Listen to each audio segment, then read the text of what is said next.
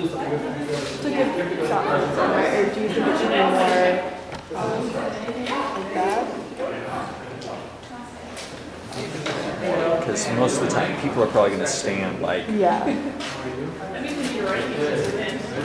I mean, writing. What's that? I'll just be walk around and ask questions. Yeah. Camera shot.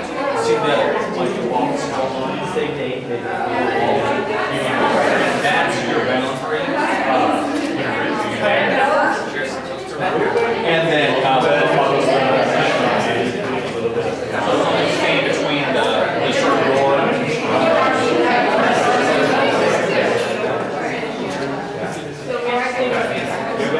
And then before the projector.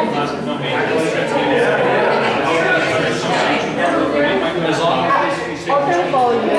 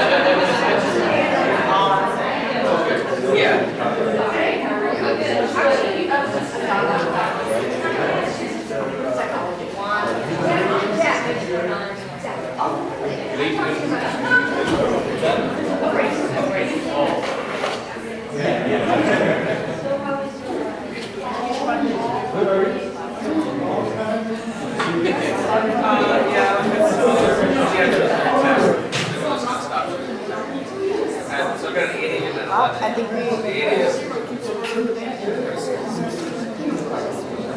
I noticed some people showing up.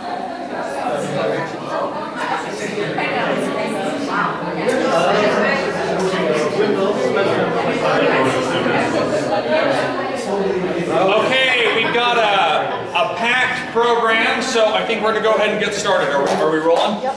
Okay. I'm Zach Justice. I'm the Interim Director of Faculty Development here at Chico, and the high turnout today makes me think that we should run more workshops about giving money away, because look at all these happy people here, even at the awkward end of the semester. So, we have people here to talk to you about several different programs offered locally through the campus and also system-wide through the Chancellor's Office. with different types of support for different types of programs. We have handouts about a large number of the programs, and if you don't want some of those and you would like them, grab them. We will also be posting as much material as we can, including the video online on the CELT website in relatively short order.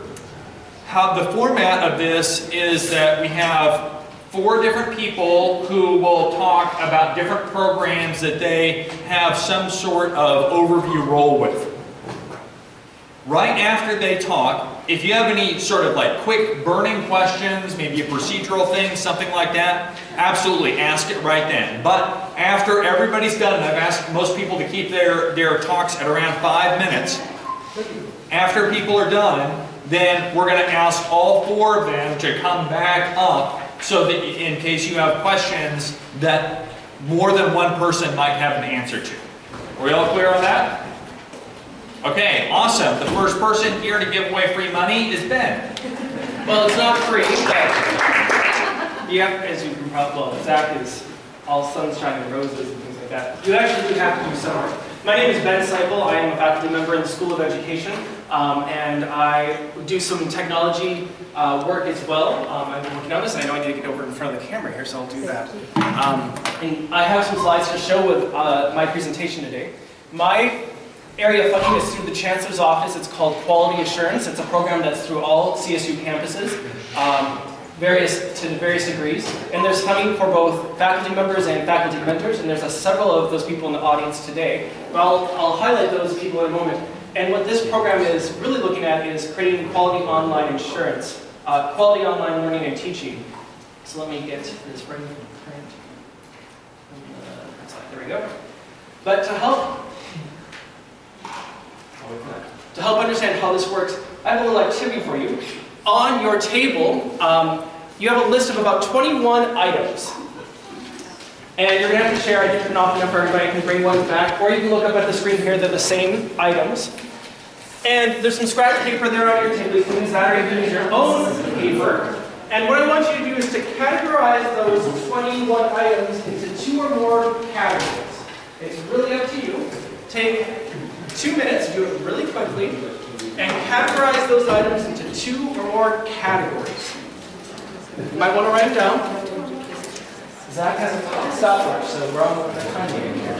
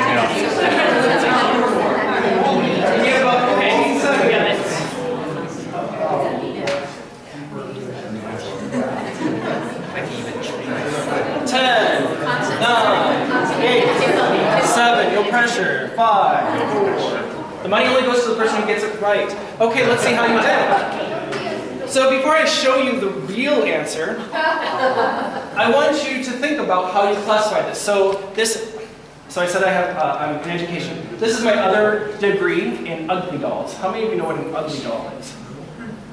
So these are actually ugly dolls. And now none of you have any knowledge about that, just like your students don't have much knowledge about your content. But you've already organized it in a way that you expect your students will understand it. But the truth is that you've all organized information differently. I want you to, you've already done it a little bit with the people at your table, but take a minute, go find somebody else and see how they organize their information, see if it's the same or different.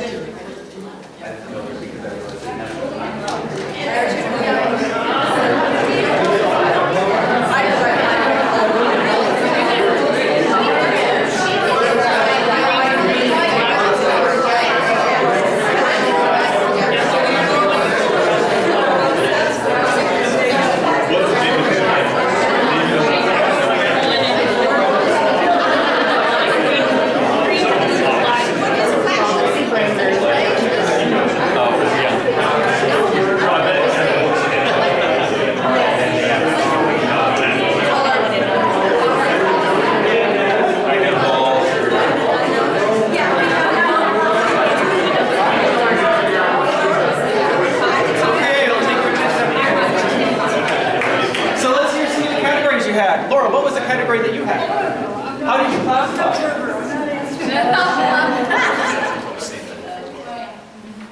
What are some of the groupings that you might have had? Colors. Colors. Yeah. Based on the colors of the word, yes. 1 or 2 words. 1 or 2 words. Any others? Knowns and unknowns. Knowns and unknowns. Names made me think of animals or animal-like names. Animal-like names, right. We had nouns and adjectives. Yeah. Nouns and adjectives. So you might have had all these. This is how your students approach your content. But you know what? None of these are really right. As I mentioned, these are all names of ugly dolls. These are what ugly dolls are. They're literally dolls that are ugly. And it's about embracing your inner ugly. Okay, I'll come with a story. The color was the color of the actual stuffed animal. But how I was organizing it was by year. Oh. So this is by sequence of how they were released in years over the past decade or so. How many of you had this? Wait, none of you understood this? You really What's wrong? hobby thing. I have a weird hobby. Well, it's funny, all of you have weird hobbies too. Yes. And your students don't understand that. When you organize your information online, either if it's a live classroom or an online classroom, you probably organize your information this way too. Maybe instead you call it syllabus, week 1, 2, 3, 4, 5, 6. How do your students find that information if they don't understand it or don't organize it like you do? I'm a cognitive psychologist by training. No human organizes information exactly the same way. If you have trouble organizing information, you all have PhDs. What about your students? How are they going to find information in your class? There are some limitations to this. First of all, you are different than your students. You are an expert. You know how that is organized in your field. Your students are not experts. They're novices. They have no idea how to organize it. There's also constraints of Blackboard. I don't know if you realize this, but there's no search feature in Blackboard. So if you tell your students to go find it on Blackboard, they can't just control find. They can't use a search bar. And if you organize things by week 1, 2, 3, how are they going to find it? This is really hard for students. This is a big barrier for them. There are ways that you can get around this, and that's part of my job, and that's part of TLP's job. Is helping you build your online presence, either fully online or hybrid or blended, to help students access content. My job is not to help you make the content. I am not an expert in anything but ugly dolls. But I can help you understand how ugly dolls can be organized, or how your students can access them. So, my last question, many of you are new faculty, which is great to see. Raise your hand if you've ever had specific training to be a teacher. That's great. 80% of your job on this campus is to teach. Those of you who don't have your hand raised, I'm not trying to embarrass you, but realize you might be lacking some skills there. How many of you have a Blackboard page or something online? How many of you had any training to do that? That's great. How many of you teach online?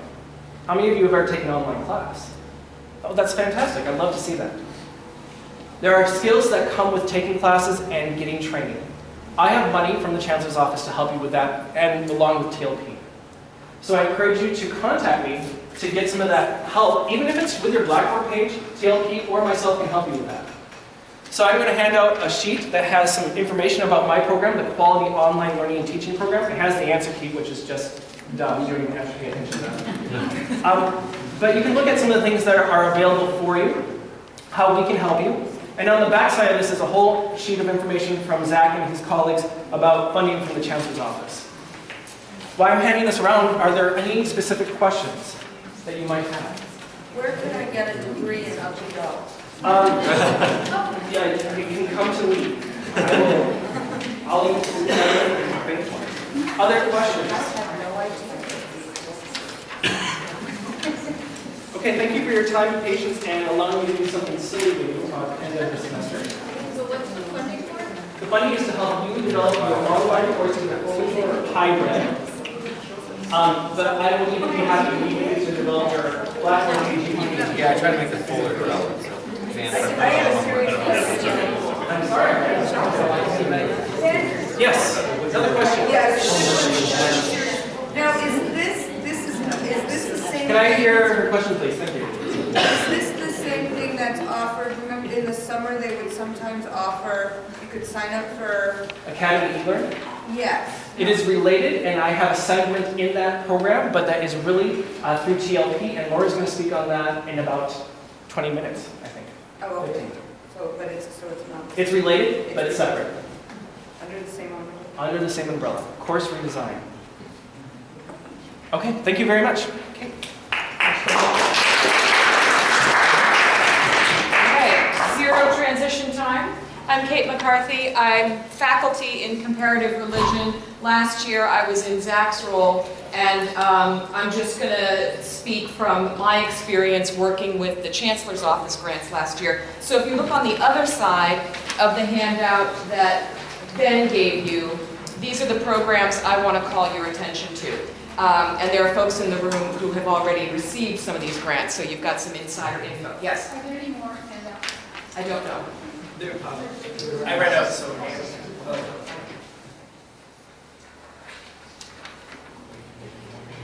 They can certainly be gotten from the Kelt office, right? We can make more available. We'll put them all up online later this afternoon. So everybody needs funding to do their job here, whether it's your teaching job, your research job. We're focusing almost entirely on teaching-related initiatives, support for teaching-related projects. Obviously, RASP handles our internal and external funding for your professional research. But there's a whole range of kinds of support for teaching, one of which Ben has just outlined. So you can work in this cohort for a semester, a year? all along, yeah. Okay, in this group that will work on auditing and improving your online instruction.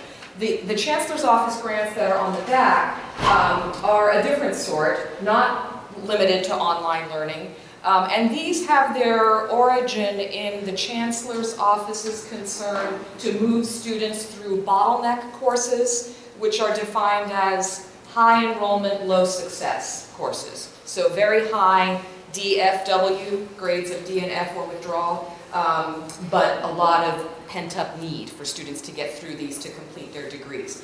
So if you go to the website that's indicated there, you can see the list of courses that have been identified as official bottleneck courses, and they're the ones that get sort of a first look, but it's not an exclusive list. We have had courses funded for redesign with Chancellor's Office money that are not on that list at all. If you can talk about kind of a local bottleneck in your department, why a course is, why students are having trouble getting through a certain course, and there can be all kinds of reasons for that, internal and specific to a particular department, you can make a good case for one of these proposals.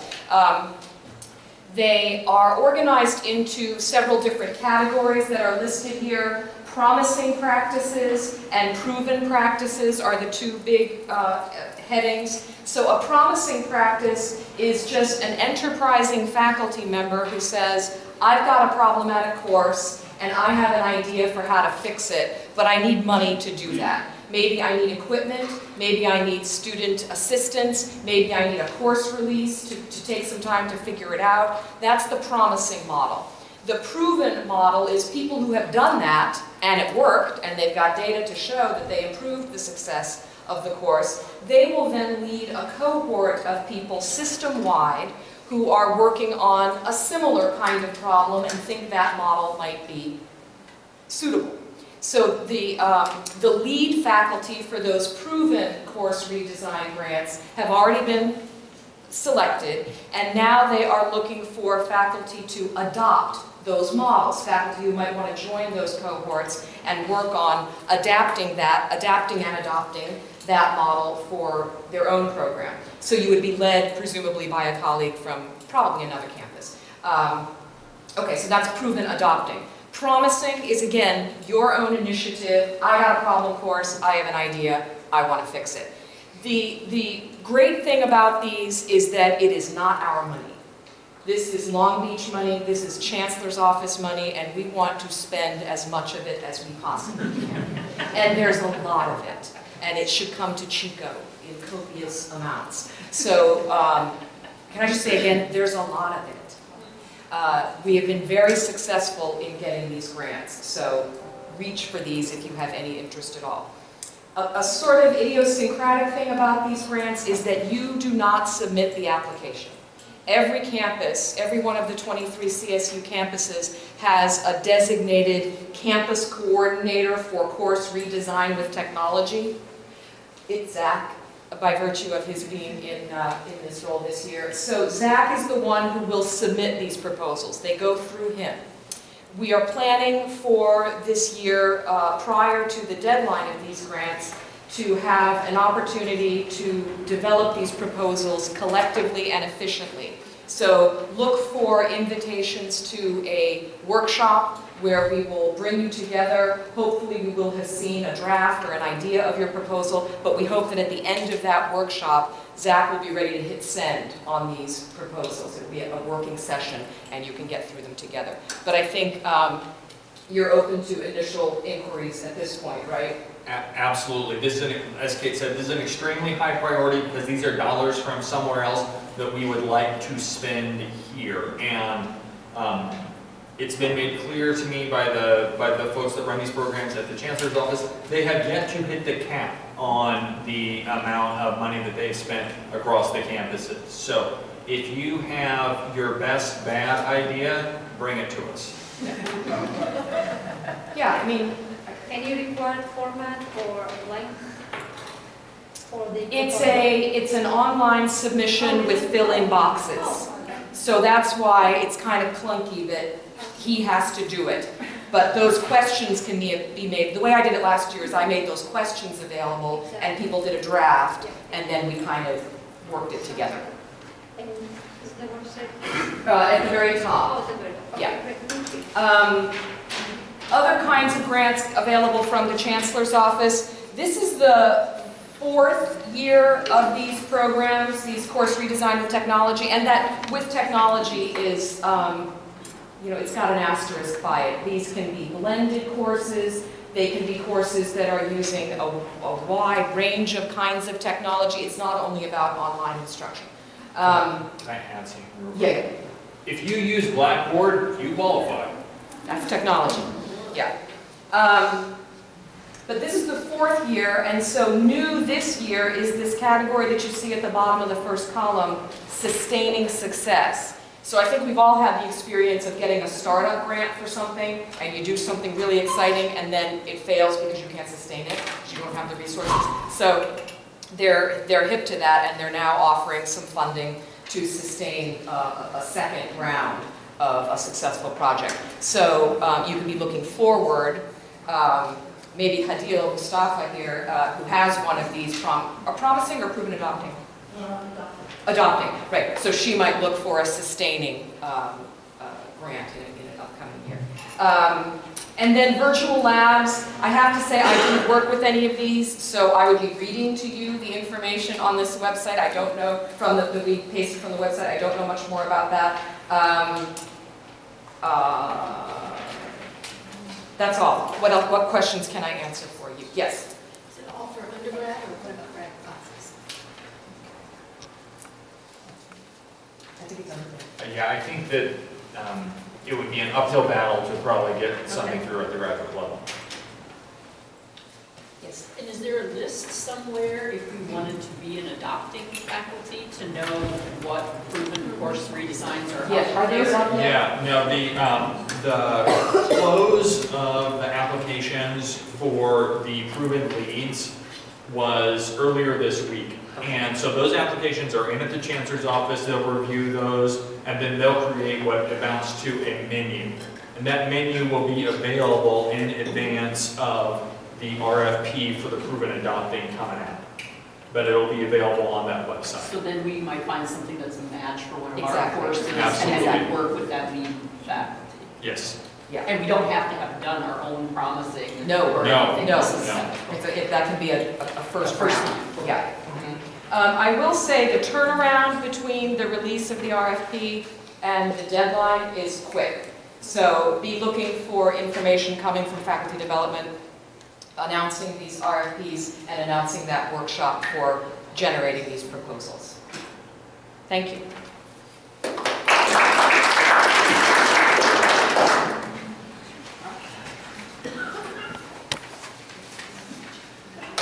Greetings. This is a great crowd. I've not had a chance to attend one of these, and I appreciate everybody coming by. My name is Selena Phillips. I'm with the College of Agriculture, but I also chair the KELT Advisory Board and am a current member of the cohorts working on COLT and Academy e-learning and some of these processes.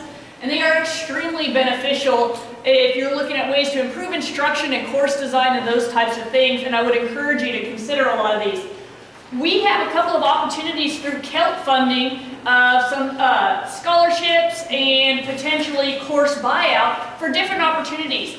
Currently out right now is our Scholarship of Teaching and Learning call for proposals. This is about $1,000 of travel money. If you are attending meetings relating to pedagogy, instruction, preference is given to those that are actually presenting teaching-based information at professional meetings. But if you are also interested in attending some professional meetings on instruction, we have some funding available for that. Those are due, I want to say December 12th, dead week. Is that 11th? Thank you.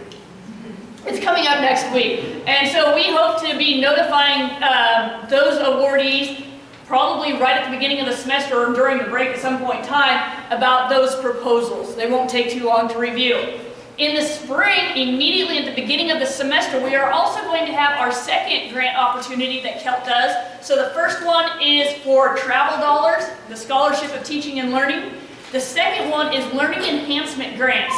And those are basically one course buyout or potentially some money for faculty learning communities or other things specifically relating to course or learning enhancement, course design, course improvement, trying to develop software for different things, anything that you need. And that proposal will be call for proposals will be going out right at the beginning of spring semester. They're due sometime in February, so we can let you know where you're at by the end of the semester, kind of a thing.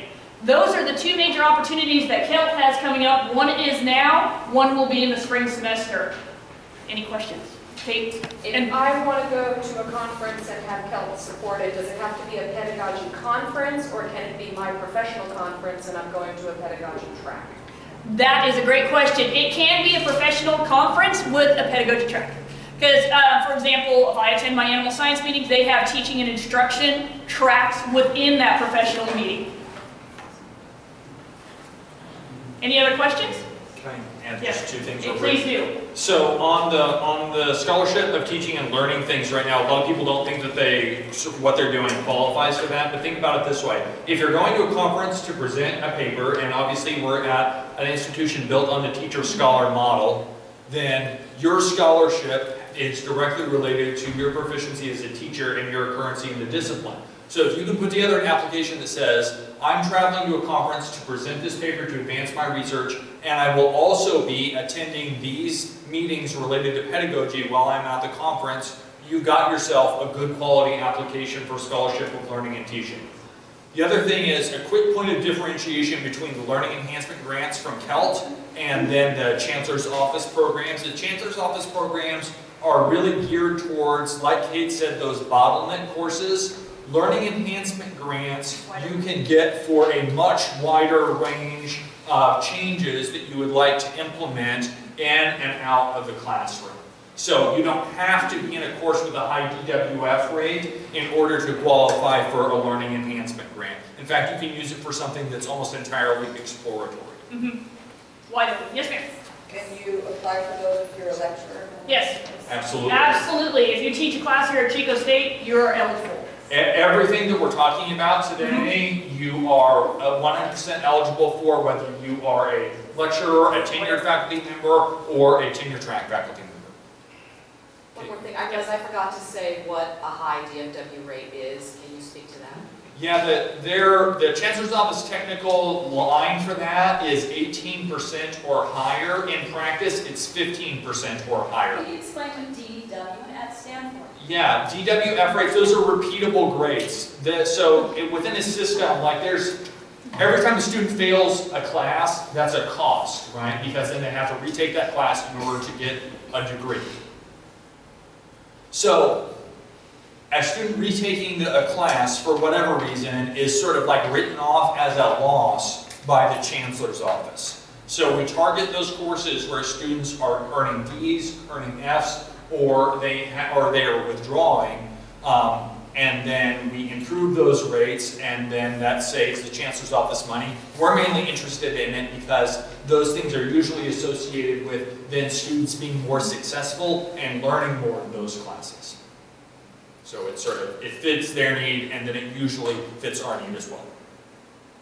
Thank you. One last thing on the CELT side of it, these are excellent opportunities if you are a relatively new faculty member and looking for things to put in the dossier regarding scholarship, grants, etc. These are possibilities that can go in that direction. And so, any other questions? If not, I'll be around for questions a little bit later. All right, thank you.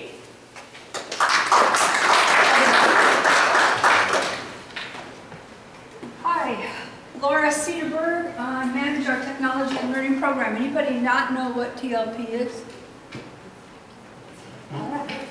Besides TLP being a lab where faculty can walk in anytime during 9 to 5 and get help with Blackboard. We also offer workshops. We sponsor the Academy e-learning program. And we basically will take any problem that you're having with engaging your students and work with you on that in a consultative, one-on-one kind of way if you like. So please know that we're here for you. That's our whole sole mission in life, is to help faculty feel better about their teaching and helping our students learn.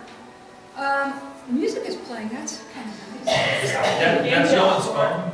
Yeah, I'm getting it, sorry. It's somebody's phone. Claudine, why don't you come on up here with me? Claudine is an instructional technology consultant with the TLP, and is also very instrumental in helping us put on our Academy e-learning program. And why don't we bring up the page for Academy?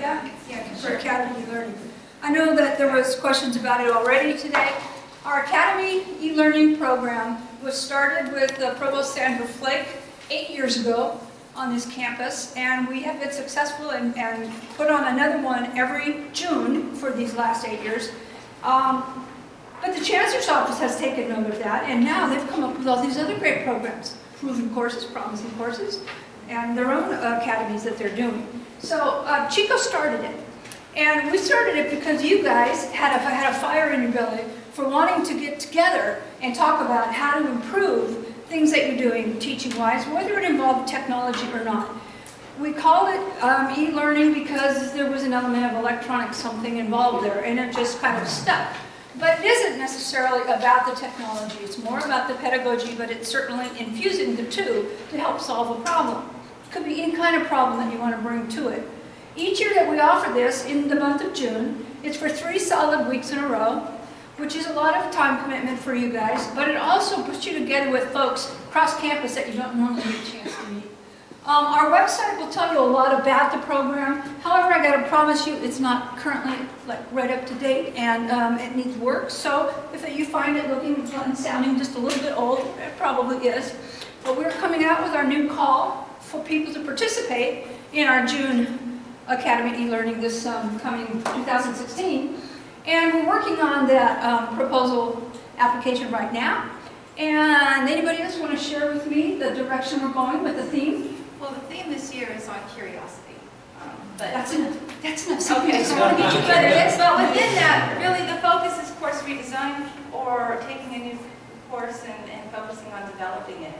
It's a great opportunity for you professionally because you get to network with other faculty members across disciplines. And so not only are you networking and building relationships, but you yourself are growing individually because the focus is on pedagogy, focuses on integrating technologies, not necessarily the push on technology, only if the technology really supports your learning objectives and goals and what you're trying to do with the class.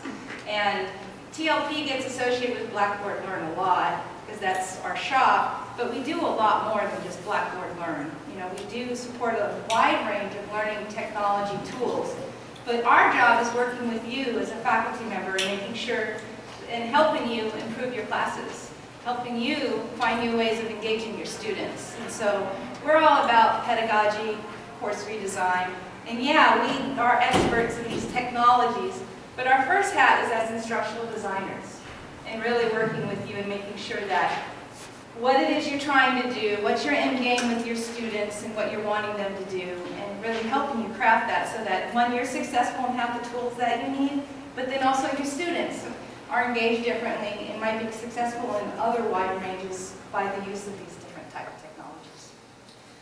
Could I see a show of hands in the room, those of you that have been involved with, been through an Academy e-learning? 1, 2, 3, 4, 5, 6, 7, 8 in the room, see? That's pretty good. Talk to some of those folks later if you want to, because they'll tell you what their experience was like and give you a different viewpoint. So there is money involved. Go ahead, sorry. No, go ahead. Oh, okay. That $3,500 that's broken up into a few different chunks based on deliverables. It is a year commitment. You can think of it that way. There is a 3-week intensive in June, but then usually you are working on some components that you will want to try to pilot in the fall, and then with the goal of launching the full redesign in the spring.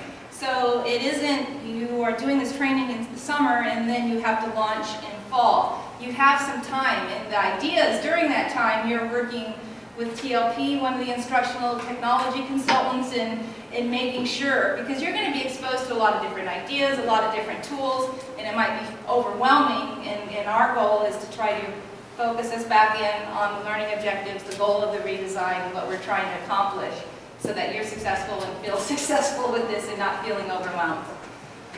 Right. Any real quick questions about Academy e-learning before I move on to some other stuff? Okay. Do ask us later if you're interested. What else I brought up front here for show and tell is 3 handouts that are related. Another grant project grant opportunity from the Chancellor's Office is textbook affordability, or affordable learning solutions. I'm sure you've heard of this at some point in your professional careers. At Chico, we've taken advantage of the program the Chancellor's Office has to apply for a $20,000 grant the last 2 years and receive that money to then pass on to faculty who want to find a solution to save their students money in replacing an expensive hardbound college textbook, maybe by replacing it with online open educational resources, maybe by having you rewrite some of your own materials. Could be that you find an online text. There's really a variety of different ways about it. We have a group, and it's in cohort TAP, called TAP 3, Textbook Affordability Project 3, here at Chico State, that's going through this program right now. Raise your hands if you're involved in it.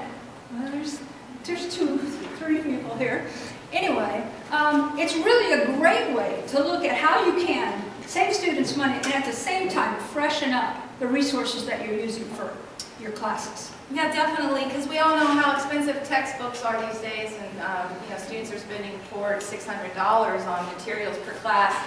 And if you've been thinking, wow, I have a lot of different materials on this subject matter, I just need some time and some support in starting to collate and put these things together to have my own resources that cover similar material. You're teamed up with a librarian, and they really help you in finding a lot of these resources, so you're not alone. And so this is a great way, again, to maybe take some of the material you already have and repurpose it, and then save your students some money. We've also got the Chancellor's Office to consider adopting a tool that they've made available to us called SoftChalk. It's an authoring tool that's very simple to use, very much like a Google Doc editor would be. But it's very SCORM compliant, so it's transferable across standard platforms. It works within our Blackboard Learn system, but it could be used as standalone or to create a print version book, or that could go on an iPad, for example. But they're making that tool available to us who are in the TAP program at a discounted rate that you can then keep and work on creating your own resources as you go. So there's many opportunities or ways to get involved. I won't talk about it anymore, but feel free to ask me more questions if you have them.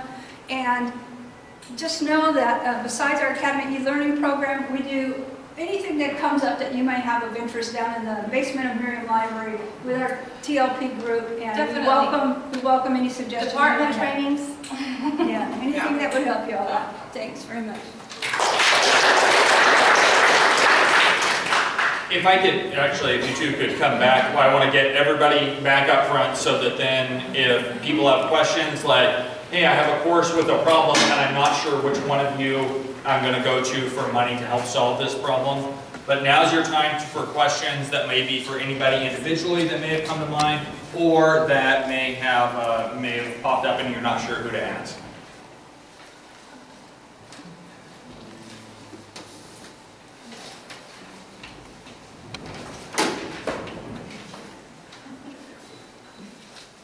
Component to every course in our curriculum, which is simulation, and every semester has to have a piece of it in their courses. It's not so much a course, but it's a component of that. Would that qualify, developing a promising to develop that component of a course? It could be a virtual lab situation. I can imagine it might fit into that. I think it'd be too narrow to qualify for the academy or possibly COLE because it's one element. What I hear you saying might qualify for KELT. Definitely a learning enhancement Yes, program thank for you. KELT, Yes. because they often work with linked courses, pieces of a Yes. thread that Oh, goes okay. through multiple courses. That's Yeah. fine. But I think we did last year send through successfully a proposal to redesign 2 courses in the same department simultaneously because of a linkage there.